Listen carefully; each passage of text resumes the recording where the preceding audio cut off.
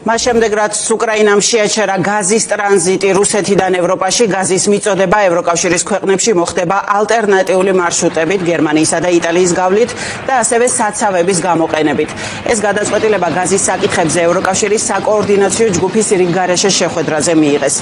ეფექტიანი მოსამზადებელი სამუშაოებისა და კოორდინაციის წყალობით რეგიონში და მის ფარგლებს გარეთ არ არსებობს არანაირი საშიშროება მომარაგების უსაფრთხოებასთან დაკავშირებით. უთხრა უკრაინსკა პრავდას ევროკომისიის წარმომადგენელმა. რუსული გაზპრომისთვის უარის გამო ვოლოდიმირ ზელენსკის სლოვაკეთის პრორუსი ლიდერი რობერტ ფიცო აკრიტიკებს. მეტიც პრემიერი ქვეყნიდან დევნილ უკრაინელებსაც დაემუქრა დახმარების შემცირებით.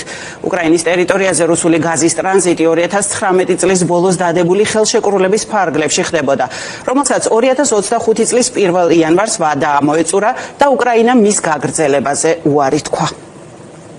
ყოველდღიურად რუსეთი ექცევა საერთაშორისო იზოლაციაში, როგორც მათი ბუნებრივი რესურსები, ენერგორესურსები, ასევე თავად სატრანსპორტო დერეფანი, ჩრდილოეთის დერეფანი არის თავიდან ბოლომდე ანულირებული და მთავარი პარტნიორი რუსეთის, რომელიც წლების განმავლობაში ყიდულობდა რუსეთისგან ენერგორესურსებს, სარგებლობდა სხვადასხვა ბუნებრივი წიაღისეულებით. ევროკავშირი განვითარებული ცივილიზებული სამყარო დღეს უარს ამბობს პუტინის ტერორისტულ რეჟიმთან ვაჭრობაზე, თანამშრომლობაზე, რაც არის რუსული იმპერიალიზმის დასასრული, რაც არის პუტინის ტერორისტული რეჟიმის დასასრული და მათი ფინანსური